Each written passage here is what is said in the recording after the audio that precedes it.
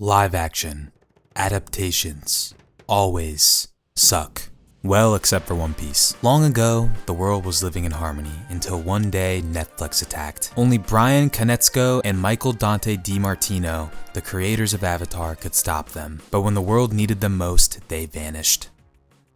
I love bald people. Some of the most contributing members of society are bald people. One of my favorite bald people is not getting the love and care that he deserves, and I'm feeling some type of way. The first episode of the live-action Avatar: The Last Airbender, while not as bad as the movie by M. Night Shyamalan, didn't make me feel very warm and fuzzy on the inside like the original did. But honestly, who expected it to? The creators leaving in the middle of its development was the first red flag, and the showrunners reportedly trying to appeal to Game of Thrones fans was the second.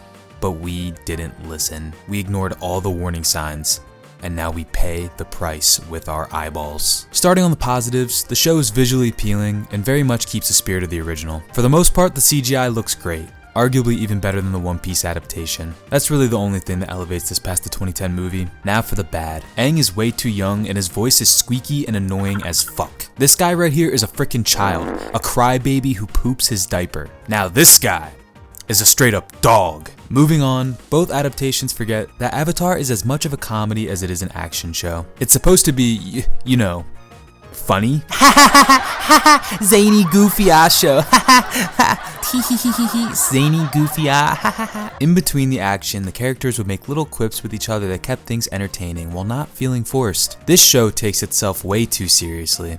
So seriously that I thought I was being put on trial or being held hostage or something. There are moments where it tries to be quirky, like during the interactions with Sokka and his army, or Uncle Iroh and his tea shenanigans. But these moments end up falling flat. Kinda like me attempting any sport. A lot of the relationships that are being built between the characters also feel rushed and underdeveloped compared to the original. For example, Aang and Gyatso have a total of 5 minutes of screen time together in the live action. And when Aang finds his rotting corpse upon returning to the Air Temple, it's hard to really feel sad along with him. In the cartoon, the other airbending children make fun of Aang and his airbending talents, and Gyatso is there for him as a parental figure. There are several flashbacks that develop their relationship, such as their time being epic gamers and Gyatso overseeing Aang's airbending training. This is also a problem when it comes to Aang and Katara's relationship.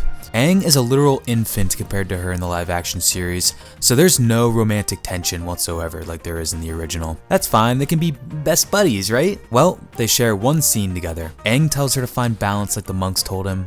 She waterbends correctly for the first time, and this is what drives her to rescue and join him on his journey. I hope things get better moving forward in the season, but things are off to a bad start. Despite amazing visuals, the writing and acting are utter horseshit and fail to capture the spirit of the original. Now, if you excuse me, I need to go wash my hands. Thank you for watching. Goodbye!